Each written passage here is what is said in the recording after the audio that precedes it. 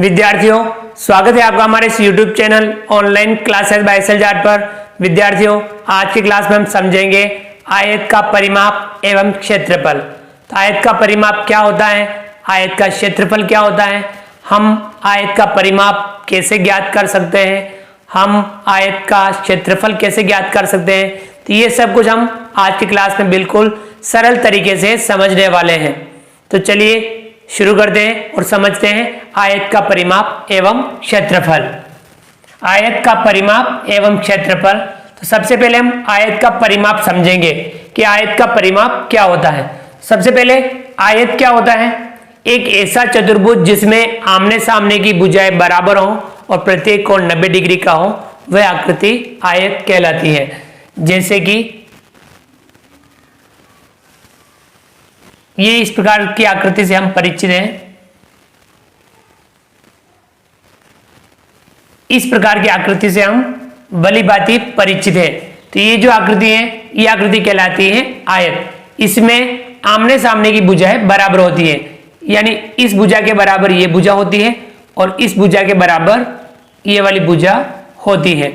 यानी हम इसमें इसका नाम दे सकते हैं ए बी सी डी। जैसे कि ये है आयत ए बी सी डी, इस आयत का नाम हो गया ए बी सी डी। तब इसमें ए बी जितनी लंबी है उतनी की उतनी सी डी होगी, क्योंकि आमने सामने की भुजाएं बराबर होती है। और इसी प्रकार से ए डी जितनी लंबी है उतनी लंबी बी सी होगी।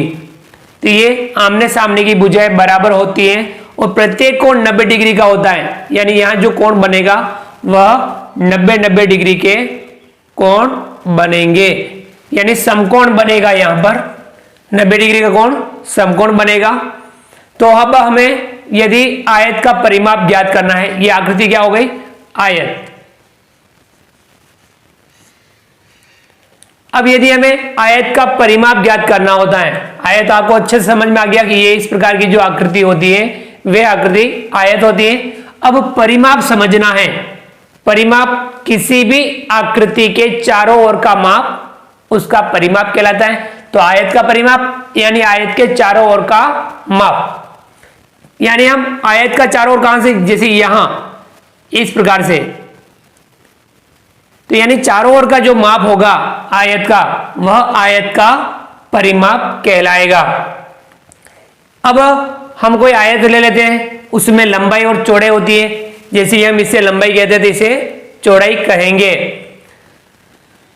जैसे कि आयत की लंबाई यदि 5 सेमी है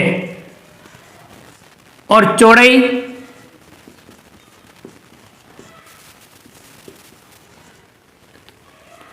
यदि 3 सेमी है, लंबाई 5 सेमी, चौड़ाई 3 सेमी है, तो अब हमें उसका परिमाप ज्ञात करना है।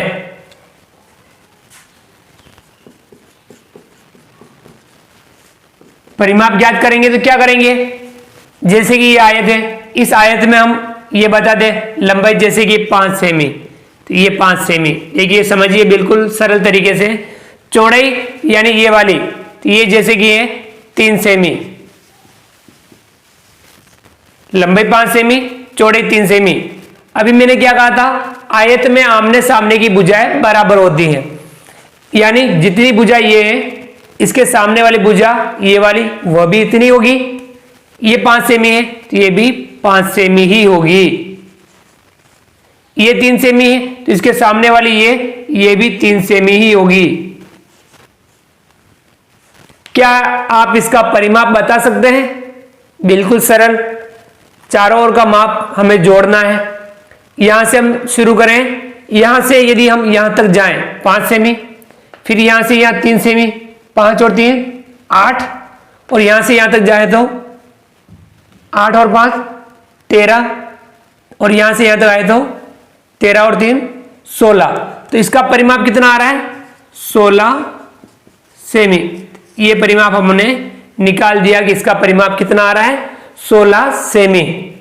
तो यदि हमने यहां पे क्या किया, 5 3 5 3, इनको जोड़ा।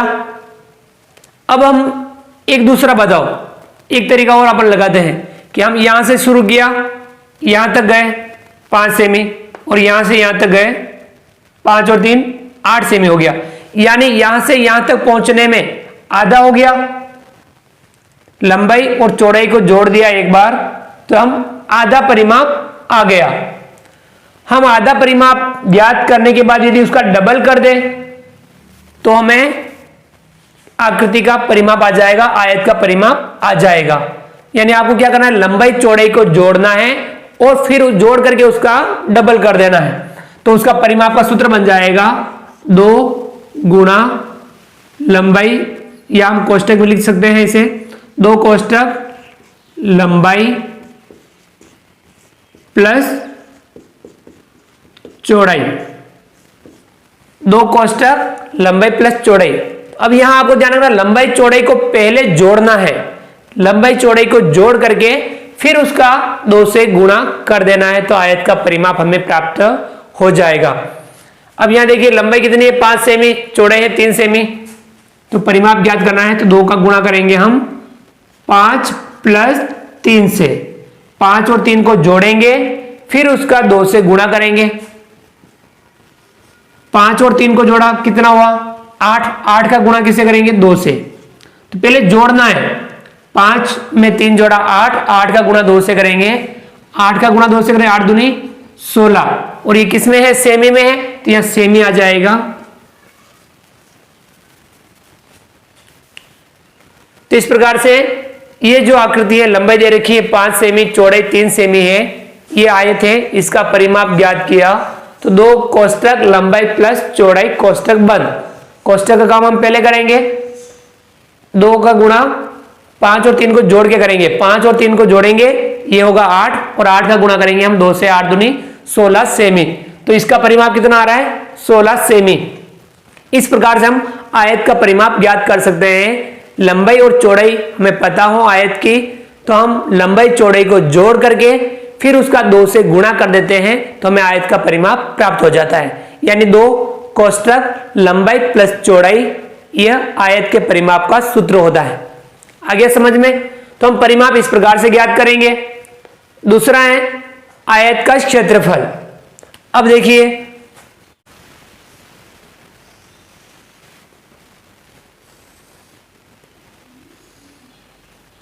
ये हमने आयत बना दिया। अब ये आयत है, अब इसमें इसका नाम लिख देते हैं ए बी सी डी, या कुछ अलग नाम भी अपन इसका लिख सकते हैं। ए बी सी डी आयत है, आमने सामने की भुजाएं बराबर और प्रत्येक कोण 90 डिग्री का। अब इसमें इसकी लंबाई और चौड़ाई, लंबाई जैसे कि इसमें है 4 सेमी और चौड़ाई है 2 सेमी, लंबाई 4 सेमी चौड़ाई 2 सेमी, तो हम यहां लिख देते हैं लंबाई बराबर 4 सेमी और चौड़ाई बराबर 2 सेमी। अब हमें इसका क्षेत्रफल ज्ञात करना है, तो पहले तो बताना है कि हमें क्षेत्रफल होता क्या है। कोई भी आकृति कितना स्थान घेर रही है वह उसका क्षेत्रफल होगा। जैसे कि हमने परिमाप में तो इसका चारों ओर का माप बताया, क्षेत्रफल में हमें चारों ओर का माप नहीं बताना है, क्षेत्रफल में यह आकृति कितना स्थान घेर रही है।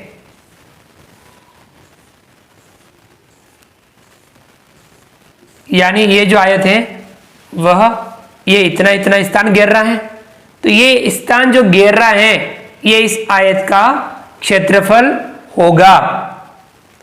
क्षेत्रफल किसी का भी अपन निकालें वो हमेशा वर्ग में निकालेंगे। किस में निकालेंगे? क्षेत्रफल हमेशा वर्ग में हम ज्ञात करते हैं। तो ये जो 4 सेमी 2 सेमी 4 सेमी लंबाई 2 सेमी चौड़ाई वाला आयत कितना स्थान घेर रहा है, ये इसका क्षेत्रफल होगा। तो हम क्षेत्रफल ज्ञात करने के लिए लंबाई का चौड़ाई से गुणा करते हैं। क्या करते हैं? क्षेत्रफल, किसका क्षेत्रफल?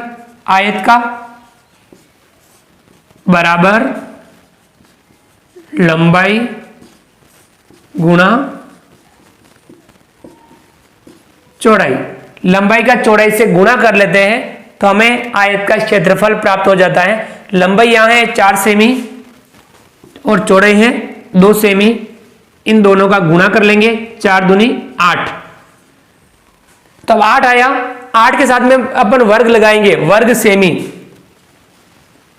वर्ग सेमी। क्षेत्रफल में हमेशा वर्ग आएगा, जो भी इकाई है उसके साथ में वर्ग आएगा, यानी 8 वर्ग सेमी इस आयत का क्षेत्रफल हो गया।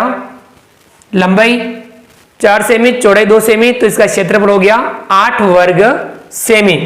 तो इस प्रकार से हम लंबाई का चौड़ाई से गुणा करके किसी भी आकृति का यानी किसी भी आयत का हम क्षेत्रफल ज्ञात कर सकते हैं। तो विद्यार्थियों, इस प्रकार से हमने आज की क्लास में आयत का परिमाप और आयत का क्षेत्रफल समझा, बिल्कुल सरल तरीके से। आप भी इस प्रकार से और जो एग्जाम्पल हो वे लेकर के आप इसका अभ्यास कीजिए, आयत का परिमाप ज्ञात कीजिए, आयत का क्षेत्रफल ज्ञात कीजिए, दोनों की आप प्रैक्टिस जरूर कीजिए।